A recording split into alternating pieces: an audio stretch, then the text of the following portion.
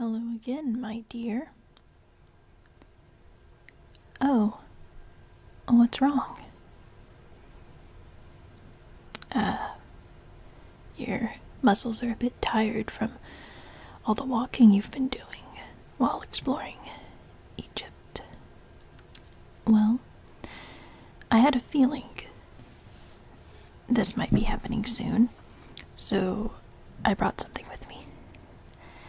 Yes, I know you can already see one thing, but I brought something else.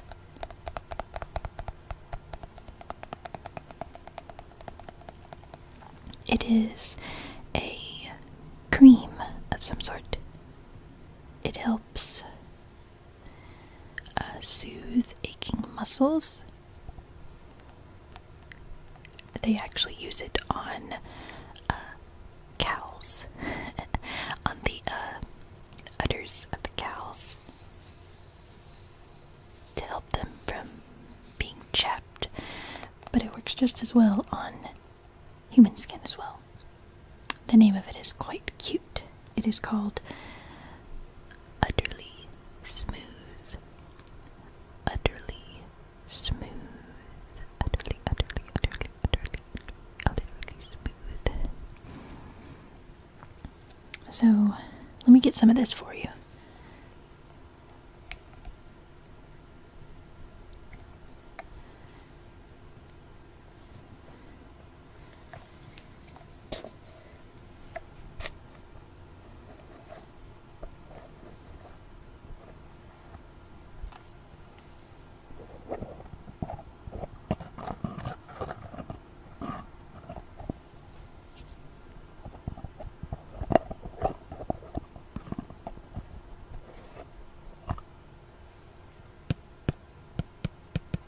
It smells very, just kind of sunscreen lotiony like. And it's really tacky. So, you don't need a lot. But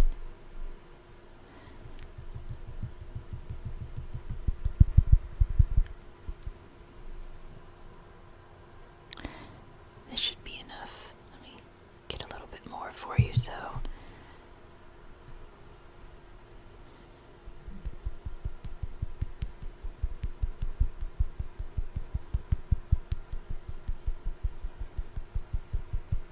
I just rub this into the soothing, the aching.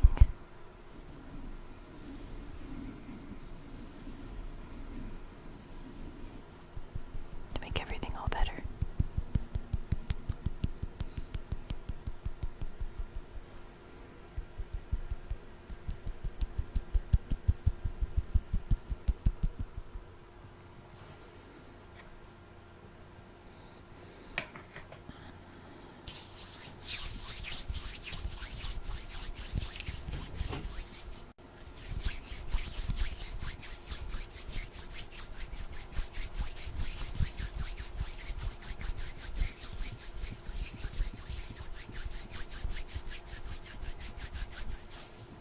Alright, let me put the top back on. And if you need some more later on, while we're reading, I can certainly get some more for you. In fact,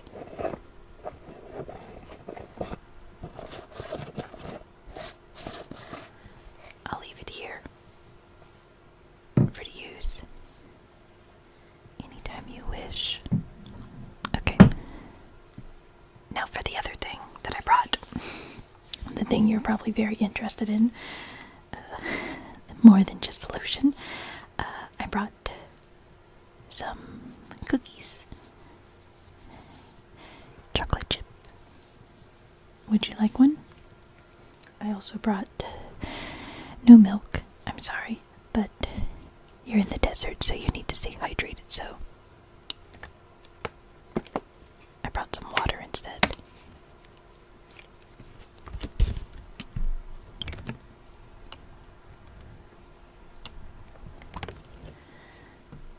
But here, Why don't you have a cookie?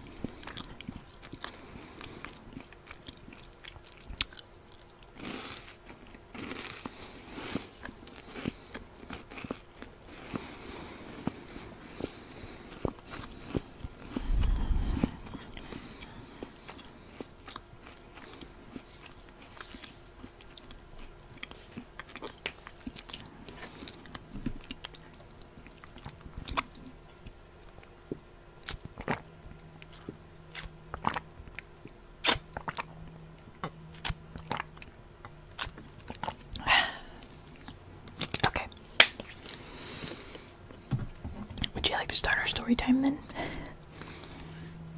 Great. Last time we met, it has been quite a long time, hasn't it?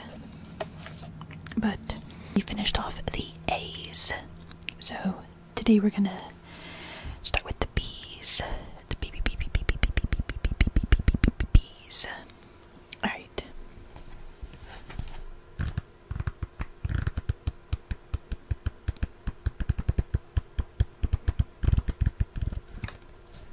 Alright. Baal. Baal. Baal.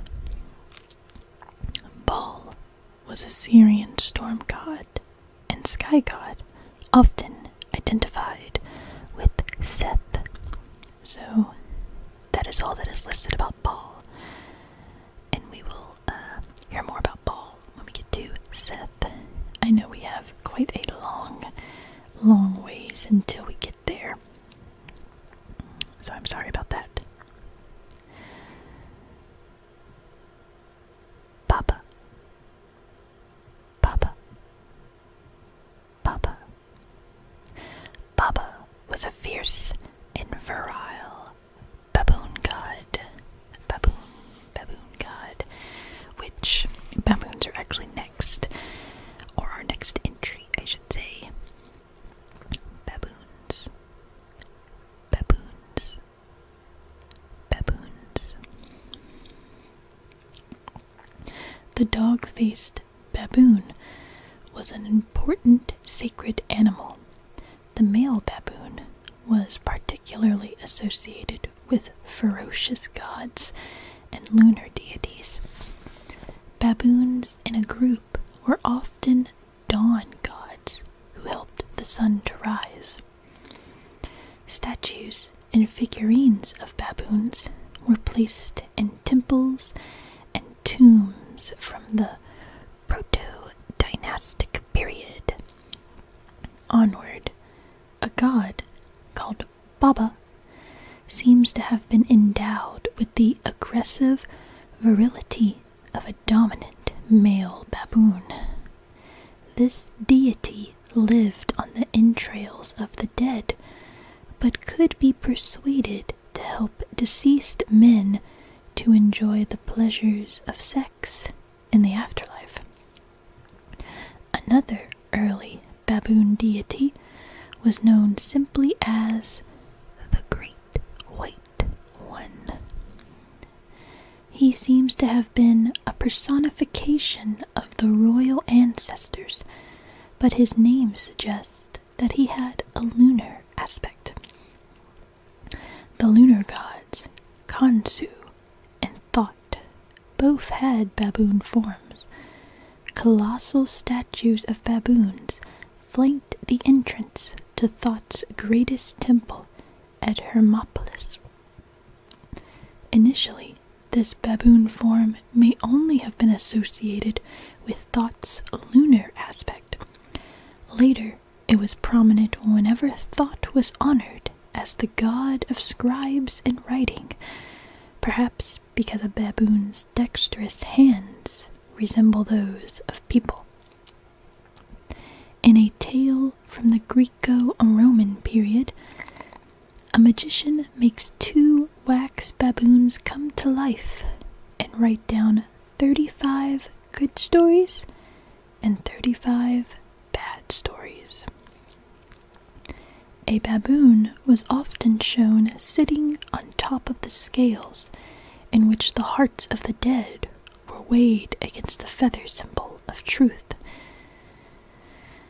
This baboon was sometimes identified with Thought, the recorder of divine judgments, and sometimes with Kanzu, who eats the hearts of the dead. 4 baboons with scorching breath guarded the lake of fire in the underworld, where they judged the rich and the poor alike. It was in the form of a baboon, yet Thought traveled through the Nubian desert in search of the fiery daughter of the sun god.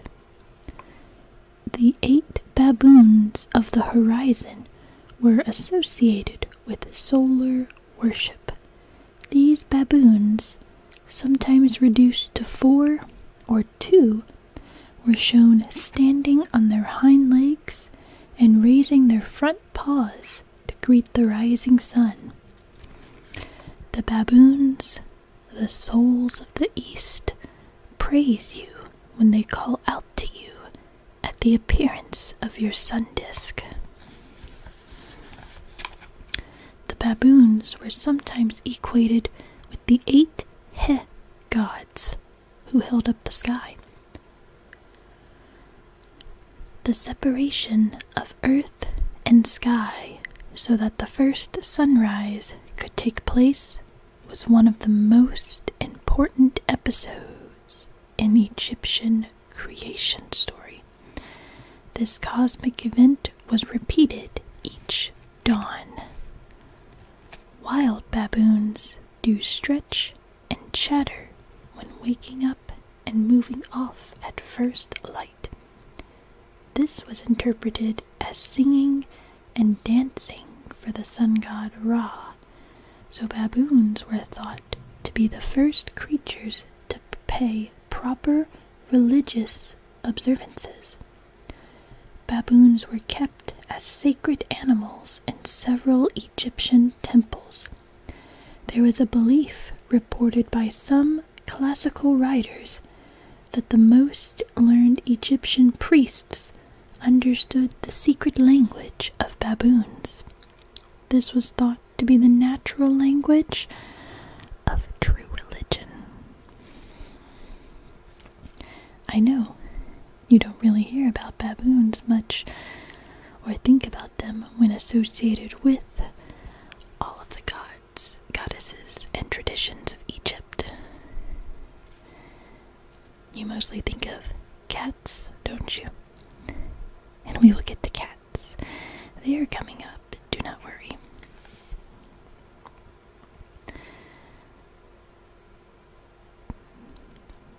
Banebdjedet, Banebdjedet, Banebdjedet.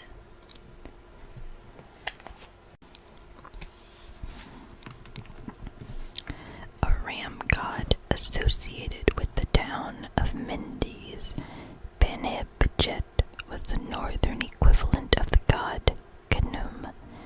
His sacred animal was a ram or a goat. His consort was a fish or a dolphin goddess called Hetmeneb, foremost of the fishes, who seems to have been the original local deity of Mendes. As the word for ram, Ba, and the word for soul or manifestation sounded the same in Egyptian, ram gods were often regarded as manifestations of other deities. Banebdjedet could be shown with 4 rams' heads, representing the 4 Bas sun god. This linked Banebdjedet with Osiris, who is often named as a Baal of the sun god. The Book of Heavenly Cow states that the Baal of Osiris took refuge in Mendes when his body was killed by Seth.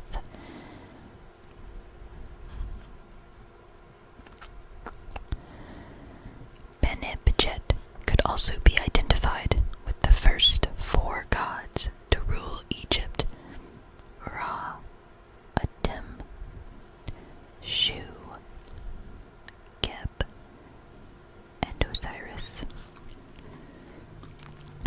Huge granite shrines for these 4 deities were set up in the sanctuary at Mendes.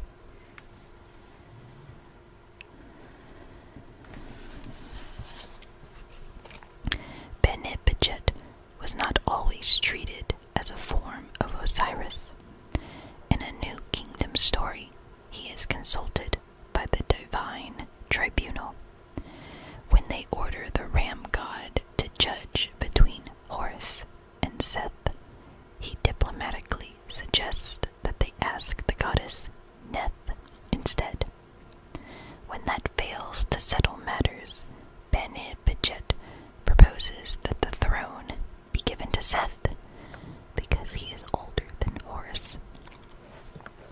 Ram gods were particularly renowned for their virility, and one of Banebdjedet's epithets was Lord of Sexual Pleasure. A stela from a chapel in the Ramesseum complex records that the god Bata took the form of Banebdjedet to sleep with a mortal woman. The son that resulted was the future pharaoh, Ramses II. Greek writers reported that a male goat was honored as a virility god at Mendes and identified with the Greek god Pan. A Persian king of the 4th century, BCE, is alleged to have gone mad after sacking the temple and eating the sacred goat. The sexual aspect of the cult at Mendes made it particularly disliked by early Christians. Banebdjedet's form as a ram or goat-headed man was reinterpreted as a devil figure who entered Western tradition as the horned king of the witches.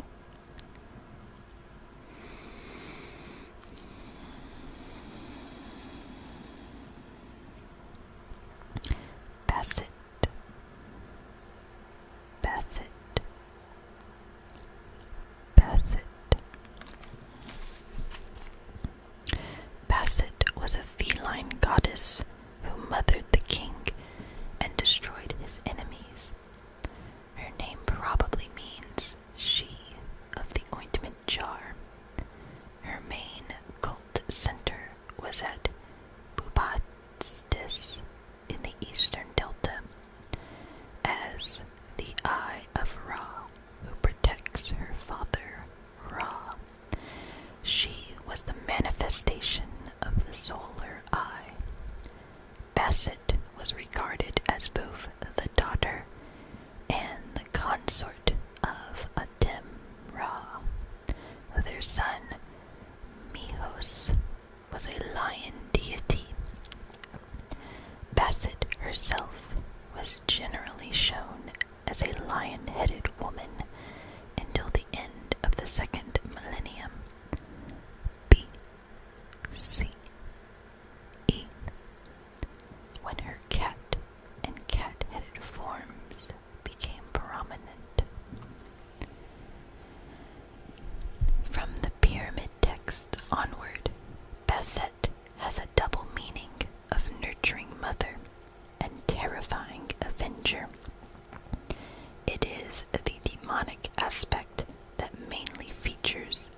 coffin texts and the Book of the Dead, and in medical spells.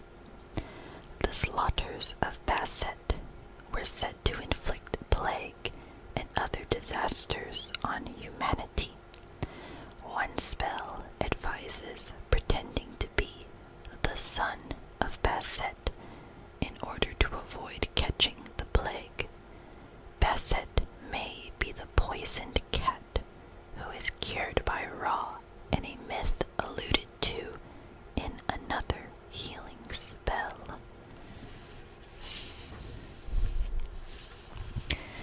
A 12th dynasty text compares an Egyptian king to Sekhmet when he smites wrongdoers, and to Bastet when he protects his loyal subjects.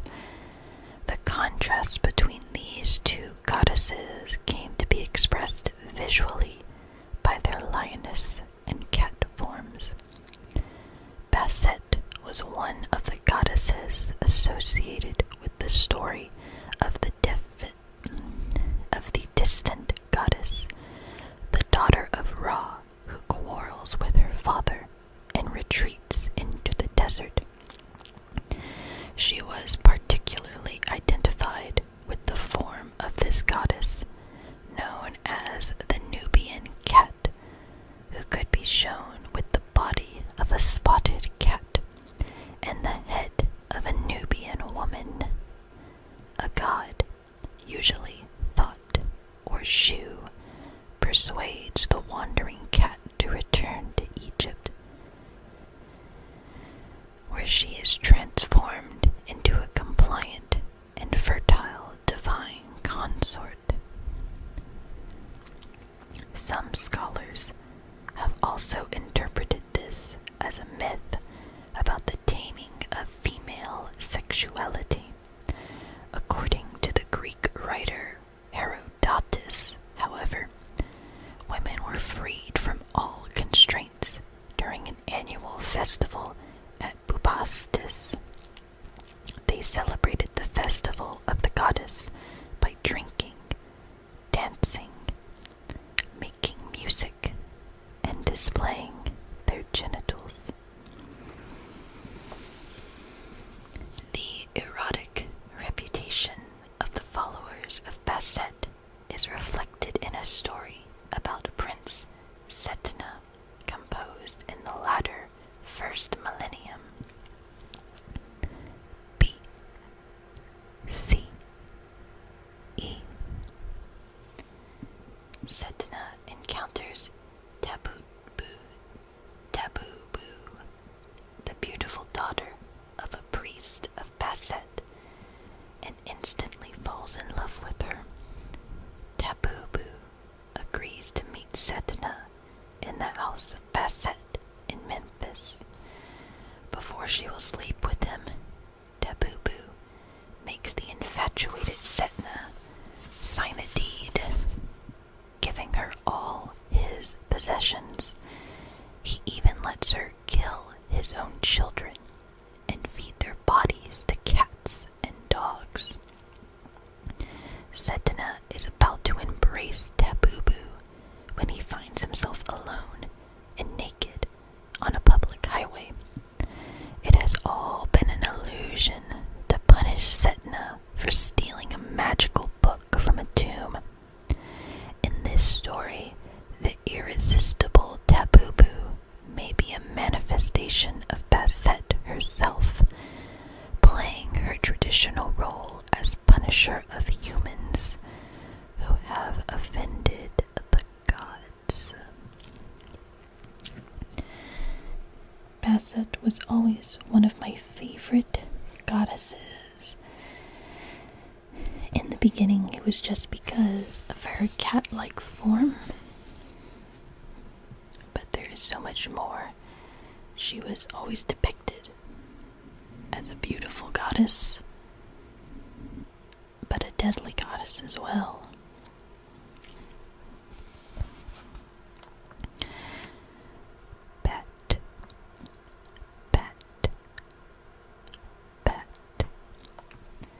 Bat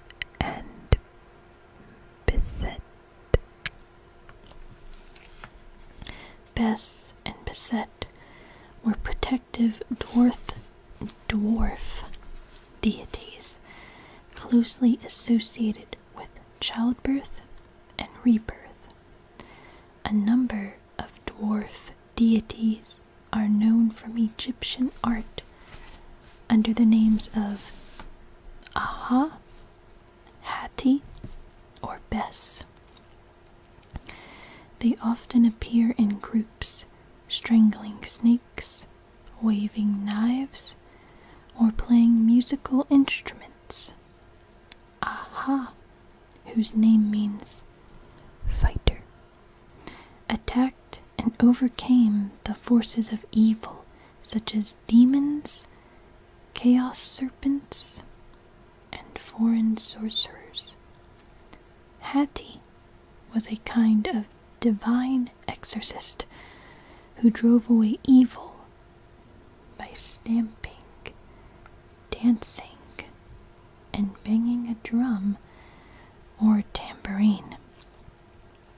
Bes and the female counterpart, whom Egyptologists call Beset, perform similar functions.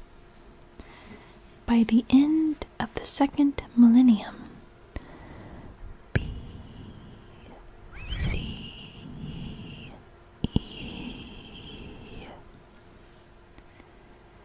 Bes and Beset were sometimes identified with the divine siblings Shu and Tefnut. Paradoxically, Bes became a giant dwarf whose body reached from the underworld to the heavens. He could also be regarded as a special embryonic form of the creator sun god. It may be in this role that Bes can be shown as an androgynous being suckling or cuddling baby Bes figures, monkeys, or kittens. In the first millennium BCE, the joint deity Horus Bes figured in magic as a divine healer and protector. Egyptian old wives probably told stories about the antics of Bes, but they did not survive in the written record. The evidence for dwarf deities is mainly pictorial. They appear on magical objects, bedroom furniture, and items used to contain or apply makeup. Bes amulets and figurines were popular for over 2,000 years. Some women even decorated their bodies with Bes tattoos to improve their sex life or fertility. The mask-like faces of Bes has wide eyes. Let me move something real fast. The cookies, or I should say, the plate of the cookies is getting in the way.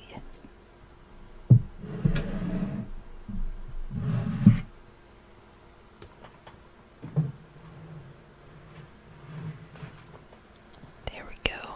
I'm sorry if that was a lot of noise all of a sudden. Are you still doing okay?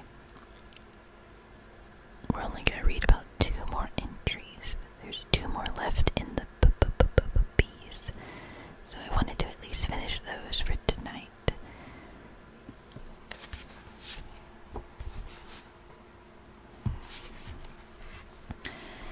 The mask-like faces of Bes has wide eyes, a flat nose, and a projecting tongue. It is framed by hair that sometimes looks like a lion's mane. Originally, Bes may have been a dwarf, wearing the entire skin of a lion or a leopard. By the later second millennium, BCE, is usually a half-human, half-animal creature with a furry body, long tail, and a face as ugly as an old monkey. The spotted pelt of some Bes and Beset figures may relate to the myth in which the flayed skin of Anti or Seth becomes a protective garment for the champion of order. The ugliness of Bes and the way in which he often displays oversized genitals added to his effectiveness as an atropathic deity.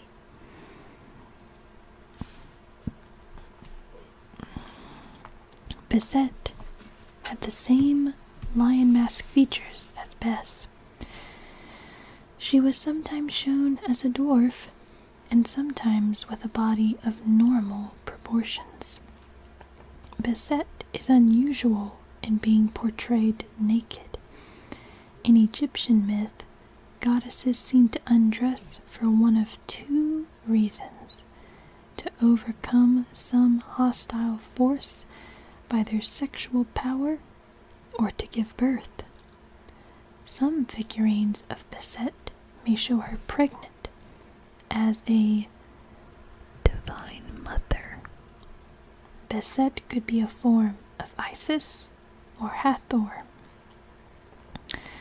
Complex Bes and Beset figurines of the Third Intermediate Period include visual allusions to the myth of the distant goddess Hathor Tefnut. She wandered as a cat in the Nubian or Libyan deserts until she was persuaded to return by Shu and Thot, who had taken the forms of apes or monkeys. Dwarf deities such as Bes and Hatti are shown in the temples of the Greco-Roman period, capering like monkeys and making music to pacify the returning goddesses, or goddess just one. During the New Kingdom, Bes was usually paired with the fearsome hippopotamus goddess Tuaret rather than Beset. The two deities appear in scenes celebrating the birth of kings and commoners. Bes and Tuaret were also the guardians of the divine infants worshipped in the birth houses of temples of the first millennium BCE.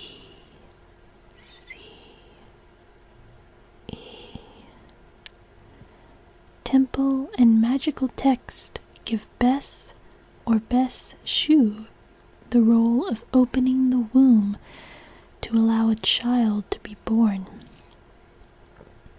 The symbolism of birth was reproduced in tombs to help the dead to new life. Some royal tombs and sarcophagi show Bes with hippopotamus-faced demons protecting the lion-shaped bed on which the deceased hoped to be reborn. A painted statue of Bes dominates a tomb chamber in the recently discovered Valley of the Golden Mummies.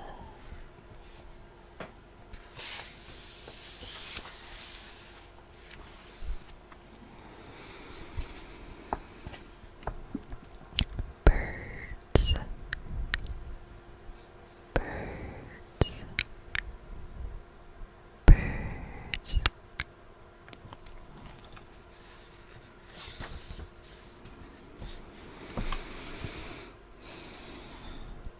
Egypt was very rich in bird life. The river Nile and the marshes teemed with water birds, carrion eaters, and birds of prey soared above the deserts, and huge flocks of migratory birds passed overhead or wintered in the south of the country. Many Egyptian deities had bird forms, but flocks of birds were used as a symbol of chaos. In some Egyptian creation myths, a bird was the first living being. The heavens could be imagined as a cosmic hawk. Many spells claim to bestow the power to fly to the celestial realm or between the worlds of the living and the dead. The Ba, the Egyptian concept that is closest to Western ideas about the soul, could be shown as a human-headed bird.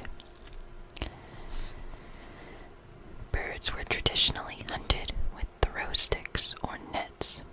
There was a bird catcher god who was the son of the marsh goddess. Migrating birds were probably seen as foreign invaders, and large flocks could strip fields and orchards bare. This may be why the common sparrow was used as a symbol in words denoting evil things. In the temples of the Greco-Roman period, gods are shown assisting the kings to pull a clap net tight on a chaotic mass of birds.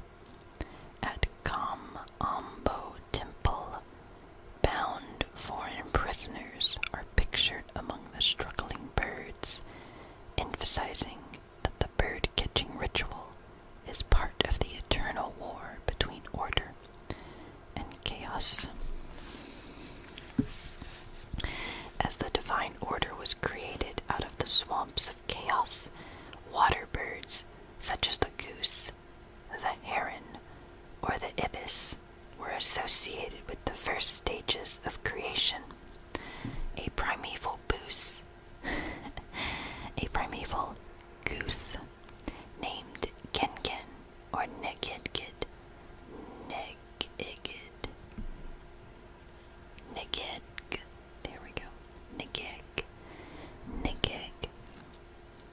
shrieked or cackled as it laid the world egg.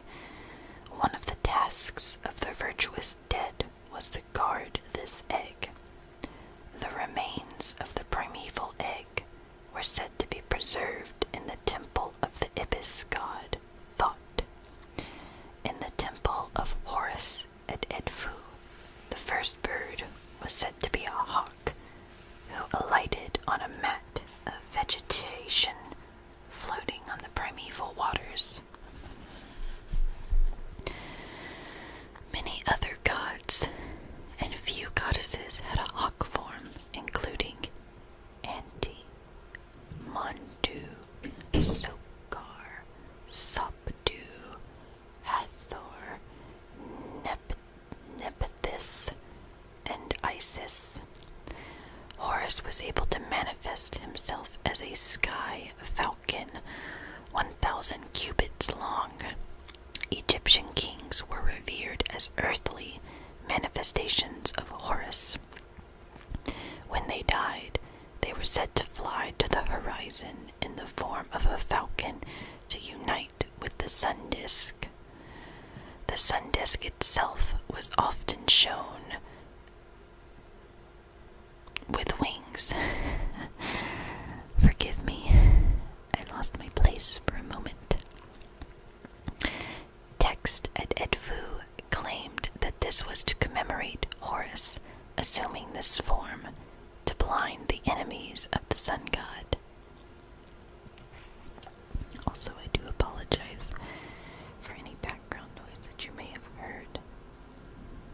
There are a few servants running about.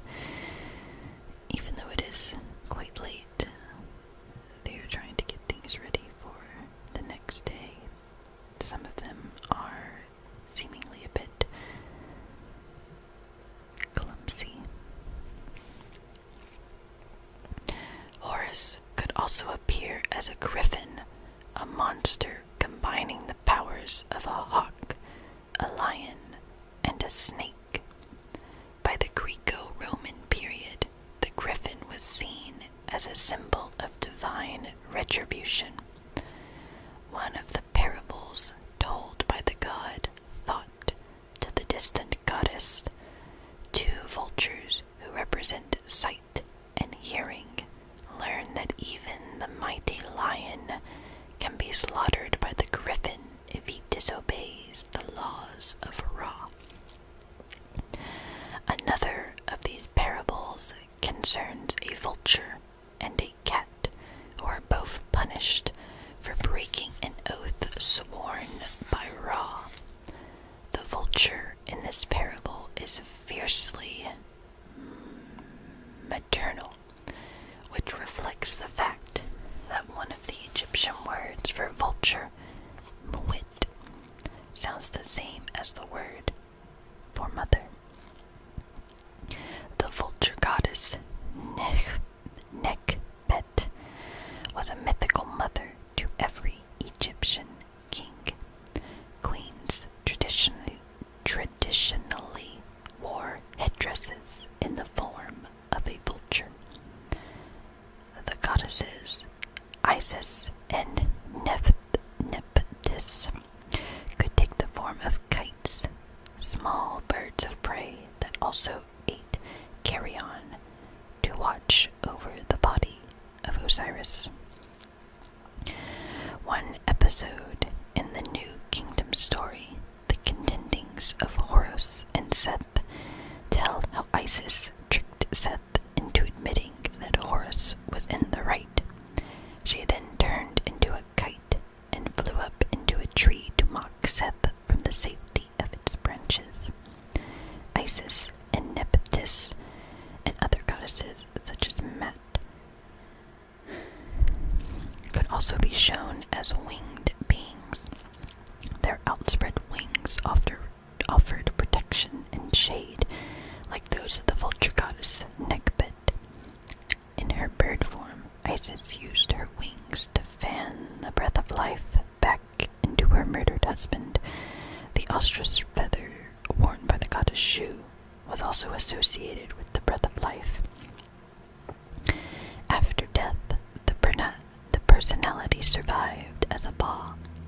This had the power to leave the mummy and travel through the Egyptian cosmos, though only the virtuous soul would find a safe place to alight. From the New Kingdom onward, the boss of the dead were shown as part bird, part human.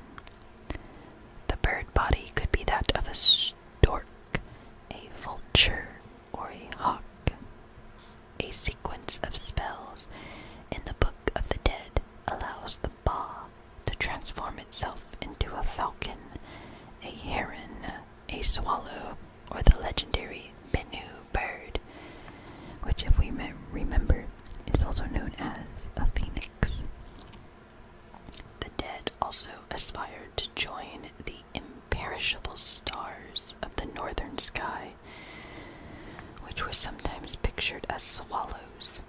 In one myth, Ra devours all the other deities. He vomits them out again as fish, but they change into birds and fly up to the heavens to become stars.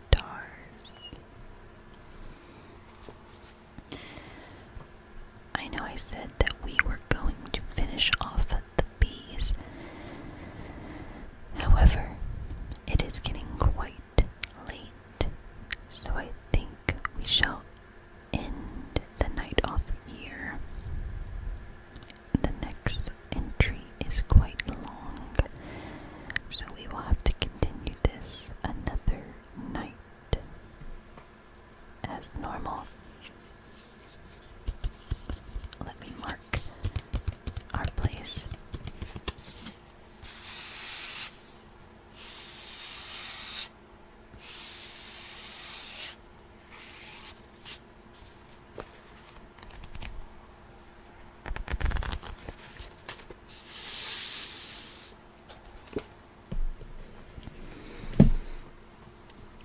What was that? You'd like another cookie before bed? Alright, let me grab them from where I placed them far away.